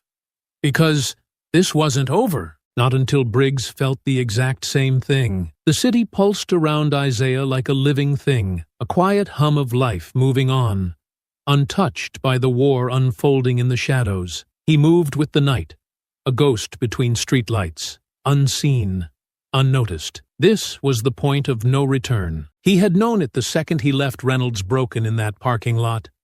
He had felt it settle deep in his chest, in the slow, burning calm that had taken root inside him. There would be no redemption. No running, no hiding. The police would figure it out, and they did, faster than he expected. Isaiah had been careful, methodical. But the second Reynolds's condition was reported, the second the department realized this wasn't some random street attack, they had moved fast. The precinct had gone on high alert, and within hours they had pieced it together. They knew it was him, and that was how Isaiah found himself watching his own house being raided from the shadows. He stood at a safe distance, tucked behind an old industrial building, his hoodie pulled low, his hands in his pockets, his breath slow and measured as red and blue lights flashed against the windows of the place he had once called home. Officers moved in and out, weapons drawn at first, then lowered as it became clear that he wasn't inside. They were too late. Isaiah had abandoned it the moment he knew what had to be done. He had left nothing behind but the furniture, the past, the ghost of the man he used to be. Still, he watched as they tore through it, as they searched, as they called out his name over radios. His name was no longer just a name. It was a target. He should have felt something. Panic, dread, regret. He felt nothing because this was inevitable. Because he had work to do. Then his phone vibrated. He pulled it from his pocket, checked the screen. Ava. His stomach tightened instantly. Isaiah stepped deeper into the shadows before answering, keeping his voice steady. Yeah, but the second she spoke, he knew. Isaiah. He was here, his entire body locked. Ava, he said carefully, his voice dangerously low now. Tell me exactly what happened. Her breathing was uneven, tight, but controlled. He could tell she was pacing, could hear the slight shift of her heels against the hardwood. Briggs showed up at my house, barged in. He was panicking, Isaiah. He was out of his mind. Isaiah's vision blurred with heat. What did he say to you? His grip tightened around the phone. He's losing it, Ava continued, her voice strained, layered with something she rarely let slip. Fear. He said he knows it was you. He kept saying he could feel it. That you were out there watching. That you were coming for him. Good. Isaiah exhaled. Slow. Steady. And what else? She hesitated, just for a second. Then he put a gun to my head, Isaiah. The world stopped. Everything inside Isaiah went still. He said, if I don't tell him where you are, Ava continued, her voice quieter now, controlled but shaking just enough for him to hear it. He's going to kill me first, then come for you. Silence stretched between them, thick, heavy, ready to snap. Then Isaiah closed his eyes, and his voice came out calm, deadly. Where is he now? Ava swallowed. He left. I don't know where he is. Isaiah barely blinked. He knew Ava. Knew her well enough to hear the war waging inside her. You don't have to do this, she finally said, her voice steady but pleading. I already told you the police are on you. Your house is gone, Isaiah. It's a crime scene now. They're going to find any loose thread they can to pin you down. If you stop now, Ava, his voice cut through the air, sharp, unyielding. She went silent. Isaiah exhaled through his nose. You know I can't stop, and you know why. There was a long pause. Then she whispered, almost too softly. Yeah, I know. That was the thing. She did know. She knew exactly what this was, exactly what had to happen, even if she would never say it. Isaiah took another step back, watching the last of the officers move in and out of his house, watching the scene that no longer had anything to do with him. The man they were hunting was already gone. You need to leave your house, Isaiah told her, his voice firm now. An order, not a request. Now, pack a bag, go to a hotel. Pay in cash. Don't tell anyone where you are. Just stay out of this, Ava. You think running is going to— I'm not running, Isaiah interrupted, voice sharp, cutting. Briggs is— Silence. Then, be careful, she said. It was the closest thing to an admission he was ever going to get. And then, the line went dead. Isaiah slowly lowered the phone, his jaw clenching as he turned away from the raid, his feet carrying him toward his next destination. Briggs had made his move. He had made it personal. He had gone after Ava, which meant this ended now. Isaiah wasn't going to let him run. He wasn't going to let fear turn into desperation. No, Briggs was going to feel everything, and when it was over, Isaiah would make sure he never lifted a gun against anyone ever again. Isaiah moved through the night with singular focus, his breath steady, his hands tight around the wheel as he sped through the streets. Briggs wasn't just running. He was cornered, desperate, unraveling by the second. He had already stormed into Ava's house once, had already put a gun to her head, and Isaiah knew that if he didn't stop him now, he'd go back. Maybe not tonight, maybe not tomorrow, but soon, because men like Briggs didn't let go of control. They lashed out, tore things apart, dragged everyone down with them. If he felt like the walls were closing in, if he thought for a second that he had lost the last sliver of power he had left, he would try to take something with him. Isaiah wasn't going to let that happen. He had planned for this. Days ago, while studying Briggs, he had placed a tracker on his car. A small, untraceable device tucked into the wheel well, hidden under layers of grime, never noticeable unless you were looking for it. Isaiah had learned a long time ago that winning a fight wasn't about brute strength. It wasn't about rage. It was about preparation. And Isaiah had prepared for this exact moment. The screen in the passenger seat flickered, showing a blinking red dot weaving through the city. Briggs was moving erratically, cutting through back streets, doubling back, trying to shake an enemy he couldn't even see. Not fast enough. Isaiah tightened his grip, adjusting course, feeling the weight of inevitability settling over him. He wasn't just chasing Briggs, he was hunting him. The engine roared as he pushed the car faster, the distance closing, the streets thinning out as Briggs unknowingly led him into a stretch of road with no traffic, no streetlights, nothing but darkness and asphalt. Perfect. Isaiah's pulse was slow, measured, as he reached under the dashboard and cut off his headlights. His car melted into the night, the sound of his tires lost in the hum of the city behind him. Briggs wouldn't even see him coming. The red dot blinked. Isaiah could see the shape of Briggs's car now, just ahead, swerving slightly. A sign of a man trying to watch every angle at once, looking for threats in places where they weren't. Except this time, the threat wasn't behind him.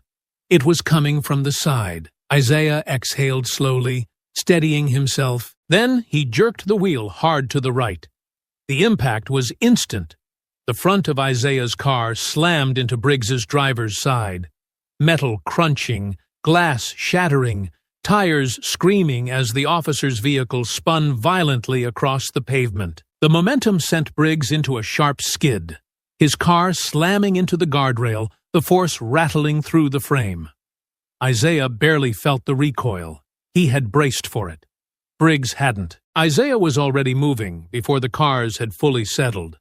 His door flung open, boots hitting pavement as he closed the distance in seconds. Briggs was dazed, struggling against the seatbelt, his breath coming in short, stunned bursts as he tried to push himself upright. His gun was on the passenger seat, out of reach. Isaiah didn't give him time to recover.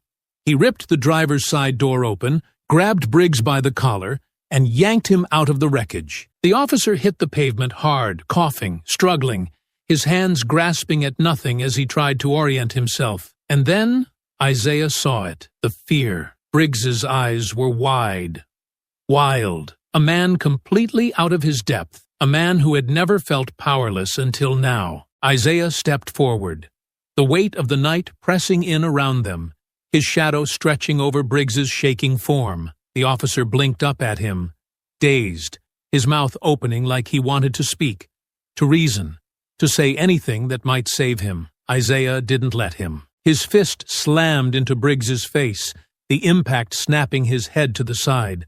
A sharp grunt tearing from his throat as his body recoiled against the asphalt. Briggs groaned, rolling onto his hands and knees, spitting blood onto the pavement. "Wait!" he gasped, his voice shaking. Isaiah's boot crashed into his ribs, sending him sprawling back onto his side, his breath hitching in a choked wheeze. "You weren't waiting when Malcolm was begging, were you?" Isaiah's voice was low, even, dangerous. Briggs coughed violently, one hand clutching his ribs, the other lifting weakly as if to ward off the next blow. I didn't have a choice," he panted. Isaiah's laugh was cold. "No," he said. "Now you don't have a choice." Briggs's breath came faster, panic leaking into every trembling limb, his body instinctively trying back to fight, but it was useless. Isaiah grabbed him by the collar again, dragging him to his knees, forcing him to look up. And in that moment, Briggs knew. This was it. There was no badge to protect him, no backup coming, no system to twist reality in his favor. Isaiah had him.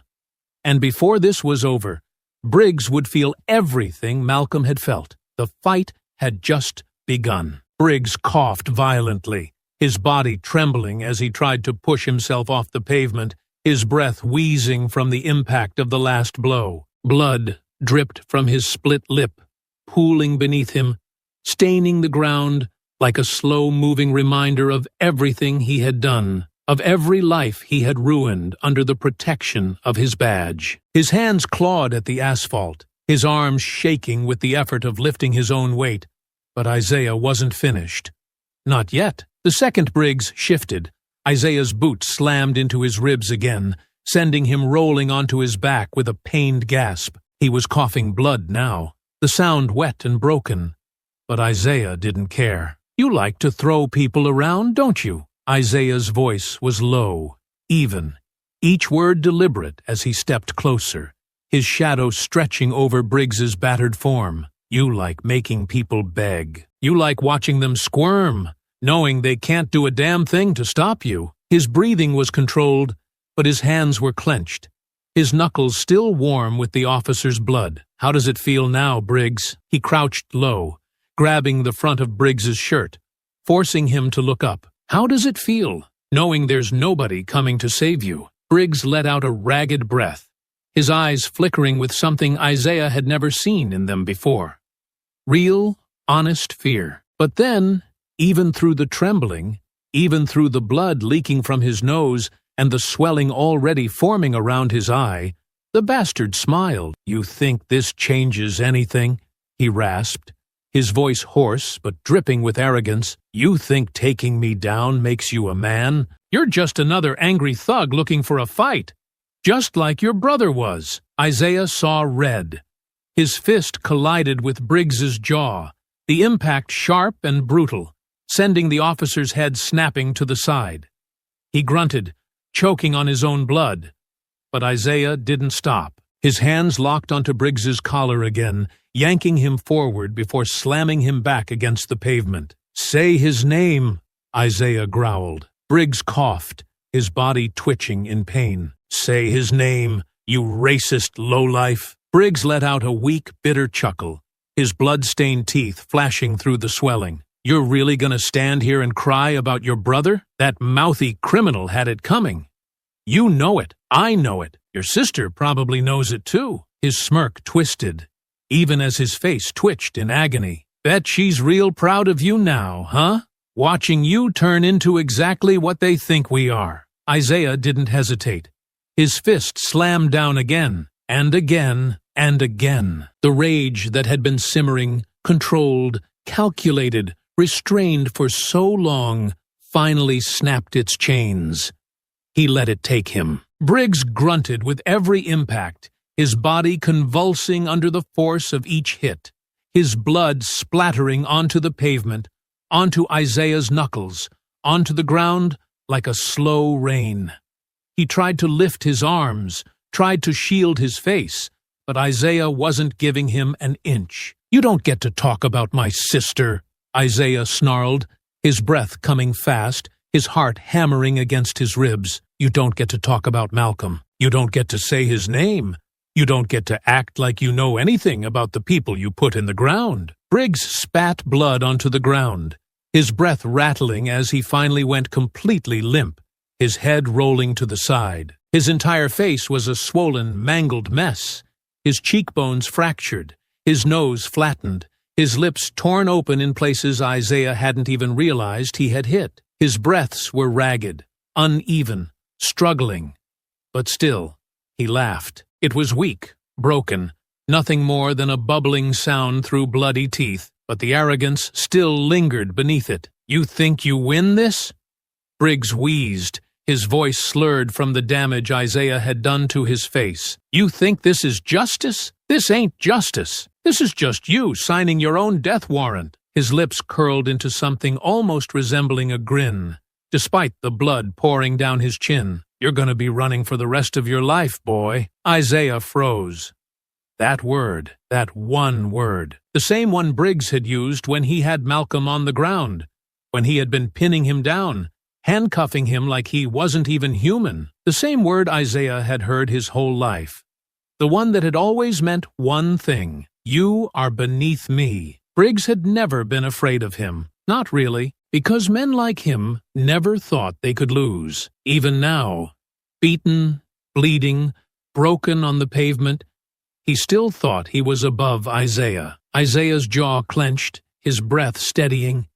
He already knew what Briggs was saying was true. There was no going back. The police would be after him until they had him in cuffs, or until they put a bullet in his back. No matter how much they had protected Briggs, no matter how many crimes they had covered up for him, they would never let Isaiah get away with this. He had known it from the second Malcolm hit the ground. He had known it from the second he decided that justice wasn't enough. He wasn't leaving this night as a free man, but neither was Briggs. Isaiah let out a slow exhale, his mind clearing. The rage was still there, but it wasn't reckless anymore. It was something else now. Finality. Briggs lay sprawled across the pavement, his breath coming in short, ragged bursts, his body limp, broken, struggling against the weight of everything Isaiah had done to him. Blood painted his face, streaking down his swollen cheeks, pooling at the corners of his mouth, his teeth stained red with the price of his arrogance. His hands twitched weakly at his sides, his body trying to push back, to rise, to resist. But there was nothing left in him now. No power, no control, no smirk, no sneer, no easy lies to shield him. Just fear. Isaiah stood over him, fists still clenched, breath still slow, but the fire inside him had not burned out. Not yet. The rage was there, steady, waiting, whispering to him, telling him to finish it. It would be easy. One movement, one final strike. He could end it here, right now.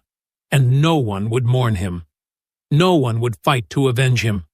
No one would say his name the way they had cried out for Malcolm. The world would move on, unchanged, and for the first time in his life, Briggs would be nothing but a statistic. Isaiah took a slow breath. His fingers flexed. Briggs coughed, his swollen lips parting, his bloodshot eyes flickering with something desperate, something weak, but not entirely broken. He wanted to speak, wanted to say something. Another plea, another lie, another final grasp at power. Isaiah didn't want to hear it, because he wasn't in that moment anymore. He was somewhere else, somewhere darker, somewhere colder. He was on the pavement, kneeling beside his brother. Malcolm's hand had been trembling in his breath coming in wet, stuttering gasps, his body fighting for every last second. Isaiah could still feel the way his grip had tightened, weak but insistent, his eyes locking onto his own, desperate to keep him there, desperate to make sure that he heard him. Don't let them get away with it. Isaiah had sworn that he wouldn't. And that was why Briggs wasn't dying tonight, because death was too easy. Death was an escape, a release, a way to disappear into nothing and never have to live with the consequences. Briggs had never known suffering. He had never known what it was to feel powerless, to feel his body fail him, to feel fear coil around his ribs, to know that no one, not the law, not his fellow officers, not the system that had always shielded him, was coming to save him. Isaiah exhaled. The decision settled deep into his bones. Calm. Final. Briggs would never get to lift a gun again. Never get to press his knee into someone else's back. Never get to shove another man against a car. Never get to choke the breath from a person and call it justified. He would live, but like Reynolds before him, he would never walk again. Briggs must have seen it in his eyes, because for the first time his fear turned to panic. Wait, he croaked, his voice hoarse, thick with blood. Please, don't! Isaiah knelt, his grip tightening in Briggs's shirt, forcing his battered face to meet his gaze. You were right about one thing, Isaiah murmured, his voice low, almost soft. But there was no kindness in it, only certainty. Only justice. I will be hunted for the rest of my life. His breath was steady, even. But so will you. Briggs's entire body tensed. Isaiah didn't hesitate. His hands moved with precision, the kind of brutal, practiced expertise only a soldier could have, the kind of skill that didn't just break a body, but left it trapped inside itself, conscious, aware, breathing, but useless. Briggs let out a sharp gasp as Isaiah's fingers pressed deep into the base of his spine, the exact spot where the nerves were most vulnerable. His body seized violently, his back arching for half a second, his muscles locking in place before everything went completely still. Isaiah let go. Briggs collapsed. His chest still rose and fell, his breath still came, but his legs did not move. His arms twitched once, a weak, feeble movement, before they too fell limp against the ground. Briggs's mouth opened. Nothing came out. Isaiah watched as realization flooded into the officer's face. The shock, the horror, the understanding. He tried desperately to lift his arms, to turn, to move his fingers, to do anything but lay there on the cold pavement, staring up at the sky like a man who had finally learned what it felt like to be helpless. But nothing happened. Isaiah's expression didn't change. You ever hear a man beg for his life before? His voice was quiet now, measured. Because I have. Briggs let out a weak, broken sound, something between a sob and a gasp, something pathetic, something meaningless. Isaiah stood. Briggs didn't. Isaiah turned, his body slipping into the darkness, his movements unhurried, steady, knowing that Briggs would never stand again. Behind him, Briggs tried one last time to move. His fingers twitched. His chest shuddered. His lips parted, maybe to call for help, maybe to beg, maybe just to scream. Nothing. Isaiah didn't look back.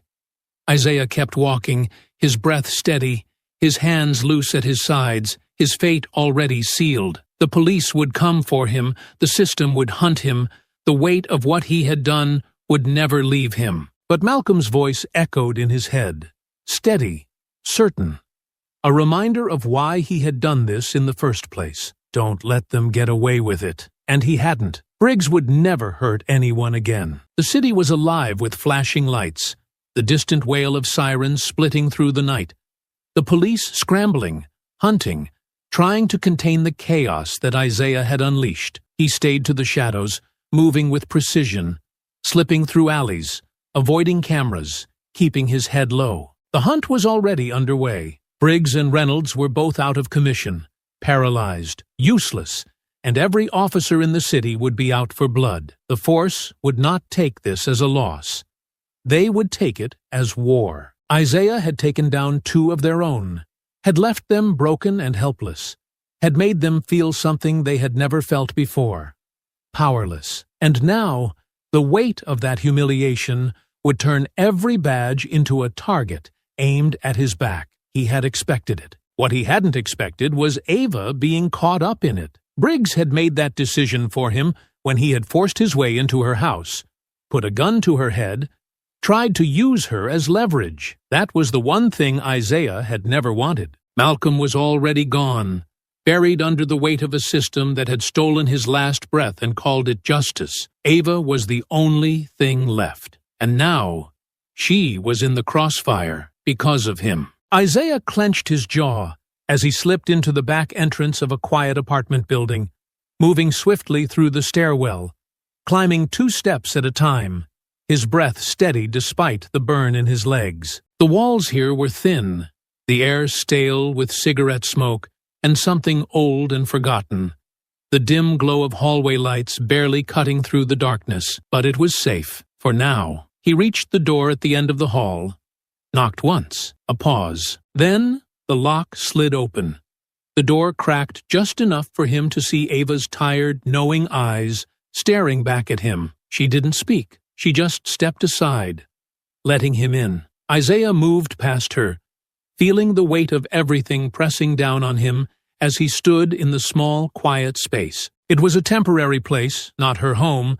She had already abandoned that the second Briggs showed up at her door. A suitcase sat by the couch, half-zipped, papers stacked neatly beside it, always prepared, always 10 steps ahead. He turned to face her, meeting her gaze. "I'm sorry," he said quietly. Ava didn't react, didn't flinch, didn't try to interrupt. She just crossed her arms, exhaled slowly, waiting for him to say what they both already knew. "This wasn't supposed to touch you," he continued, his voice low, steady, but heavy with something deeper. "I knew what I was doing. I knew what was going to happen to me. But I didn't want you to get dragged into it."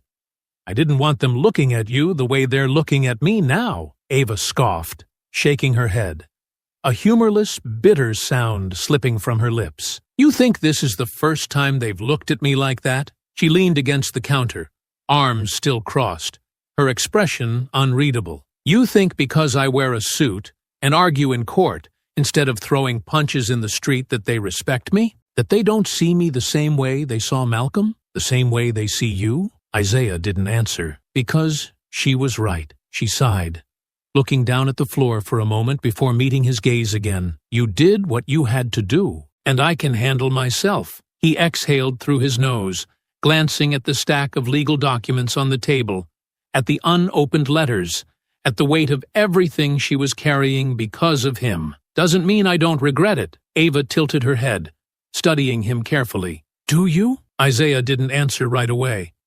He thought about Briggs, about Reynolds, about the terror in their eyes when they finally understood, when they finally felt the fear they had inflicted on others. He thought about Malcolm's last words, about the promise he had made, about the way justice had failed them at every turn. No, he said finally, his voice firm, steady. I don't. Ava held his gaze for a long moment before nodding, her expression softening just enough to let him know that she understood. Isaiah sighed, rubbing a hand over his jaw, knowing what had to come next. I have to go. The words felt final because they were. Ava nodded again, her eyes flickering with something unreadable, something unspoken, something neither of them had the time to say out loud. Where? He shook his head. Doesn't matter. She exhaled through her nose, looking away for a brief moment before stepping forward, placing a firm hand on his shoulder. They're never going to stop looking for you. Isaiah nodded. I know. They're going to spin this however they want. Make you the monster. Make you public enemy number one. I know. Ava's fingers curled slightly against the fabric of his jacket, her voice dropping lower, more serious. Isaiah, if you ever need... He shook his head before she could finish. I don't want you waiting for a call that isn't coming. He forced himself to hold her gaze, to let her see the truth in his eyes. I need you to be okay. You're the only thing left, Ava. Her jaw tightened, but she nodded. Then go. Isaiah inhaled slowly, taking in the moment, the last piece of home he had left. He stepped back, gave her one last look, and then he turned, disappearing through the door without another word. He didn't look back. He couldn't. By the time the police realized where he had been, he would be long gone. A ghost in the wind. Another name on their list. Another problem to hunt down and bury. But they would never find him. Because Isaiah wasn't running. He was already gone. Time moved differently now. There were no weeks, no months. Just the passage of days. The cycle of sunrises and sunsets that blurred together as Isaiah kept moving, staying ahead of the hunt, staying invisible in a world that was always watching. The moment he had walked out of Ava's apartment, the moment he had disappeared into the wind, he had known there was no returning to anything that had come before. He was a ghost now. The police had come down hard, harder than he had even expected. The media storm had erupted overnight, headlines screaming about an ex-Delta Force operative turned cop killer, about a vigilante with military training who had assaulted and crippled 2 decorated officers in what they framed as an act of calculated terrorism. They didn't mention Malcolm. They didn't mention why it had happened. They twisted it, controlled the narrative, turned it into something bigger than Isaiah himself, something dangerous, something monstrous, something that justified every resource they threw into hunting him down. But Isaiah had planned for this. He had been trained for this. And unlike them, he had no rules to follow. He moved through cities like a shadow, slipping in and out of places before his name could ever come up, before his face could ever linger too long in someone's mind. The first thing he had done was strip himself of everything that tied him to the life before. No phone, no bank accounts, nothing traceable. The military had taught him how to disappear, but that had always been under controlled conditions, with a mission structure, with an extraction plan waiting at the end. This time, there was no end.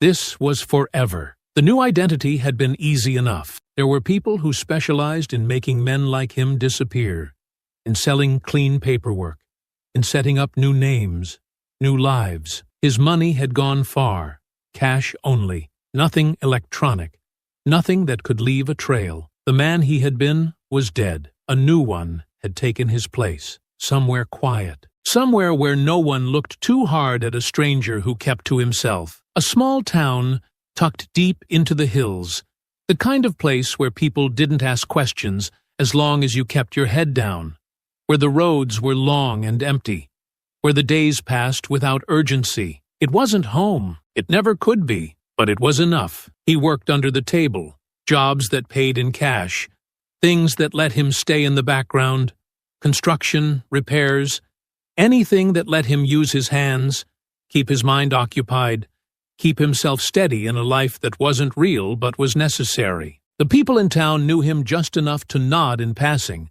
but not enough to ask where he came from.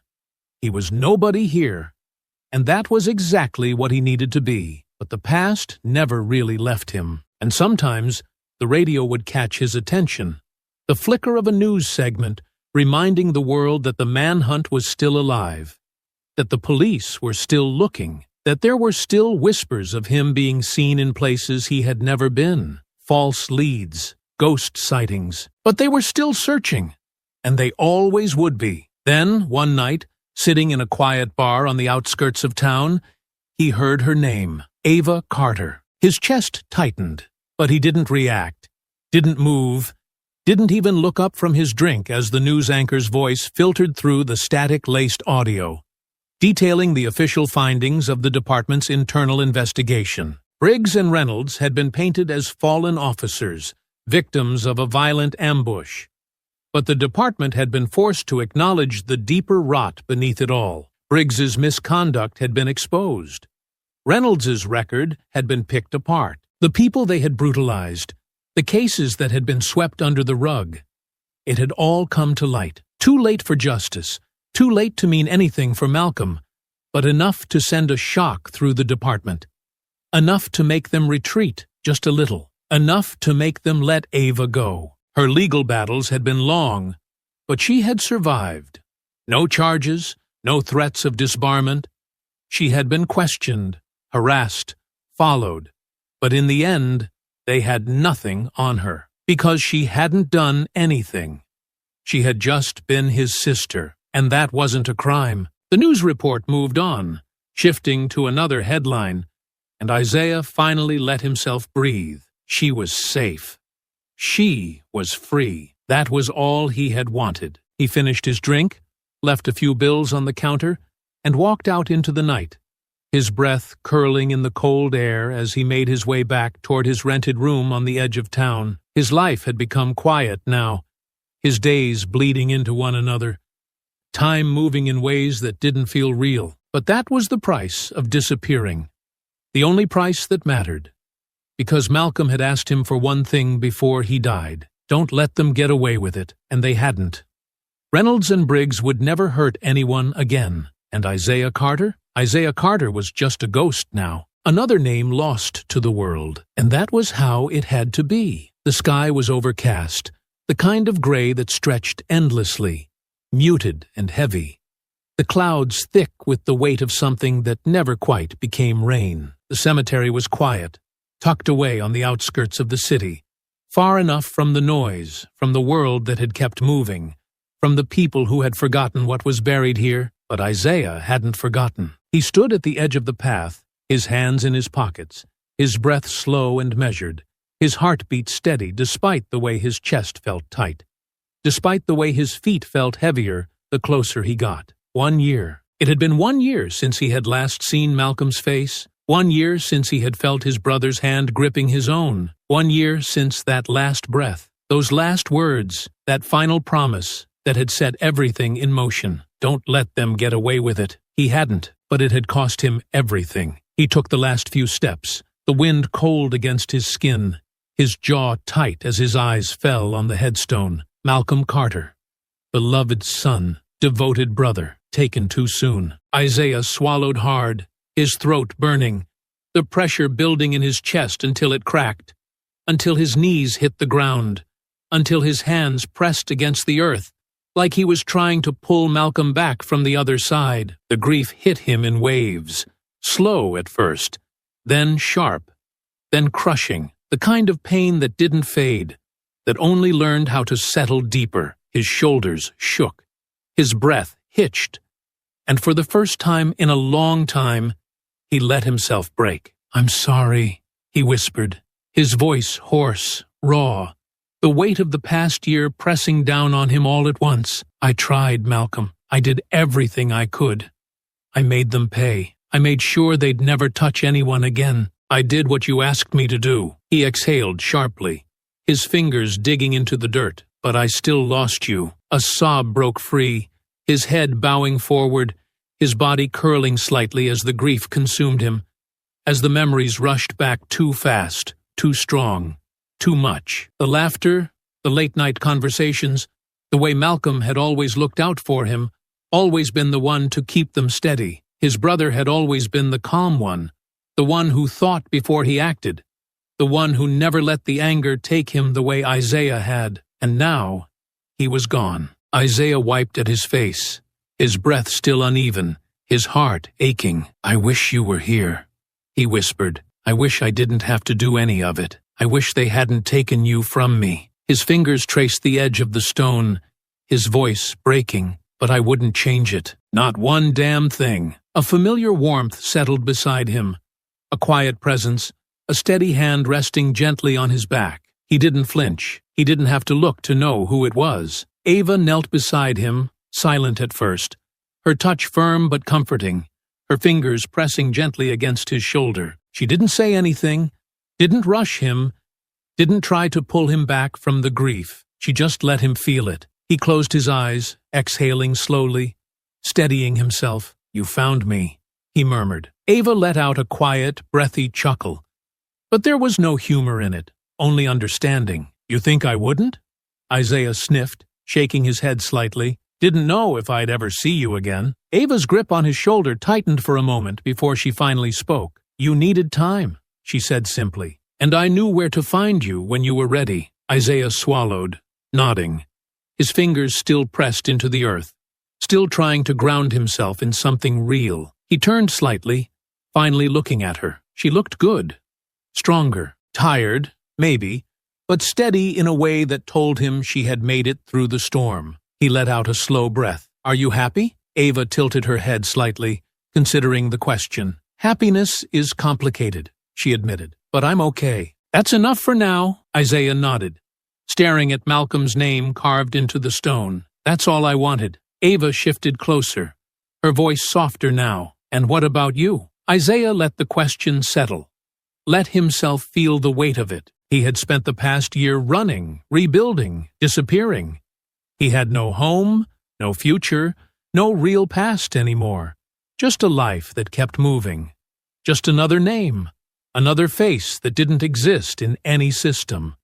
But he was alive, and so was she. He turned back to her, his expression calmer now. "I'll be okay." She studied him for a long moment, searching his face, then nodded. "I know." He exhaled, the tension easing just slightly, and then, for the first time in a year, he pulled her into an embrace. Ava let out a quiet breath against his shoulder, her arms tightening around him, her grip solid, real, grounding. The weight of everything they had lost and everything they had survived lingered between them, but they were still here, together. When they finally pulled back, Isaiah let out a small, almost reluctant chuckle. "I know I can't stay." Ava nodded, her gaze unwavering. "But you can always find me." A small smile flickered at the corner of his lips. "And you can always find me." Ava smirked, shaking her head slightly. "That part's a little harder. You are pretty damn good at disappearing." Isaiah exhaled, glancing at the grave once more before finally pushing himself to his feet. Ava followed, brushing dirt from her hands, her expression unreadable but warm. There were no goodbyes. Not this time. He reached out, gave her hand one last squeeze, and then turned, walking away, slipping into the distance once more. Ava watched him go, her arms crossing over her chest, her eyes steady, knowing he would never be too far. He had disappeared once, but now he knew where to find his way back. I hope you enjoyed that story. Please share it with your friends and subscribe so that you do not miss out on the next one. In the meantime, I have handpicked 2 stories for you that I think you will enjoy. Have a great day.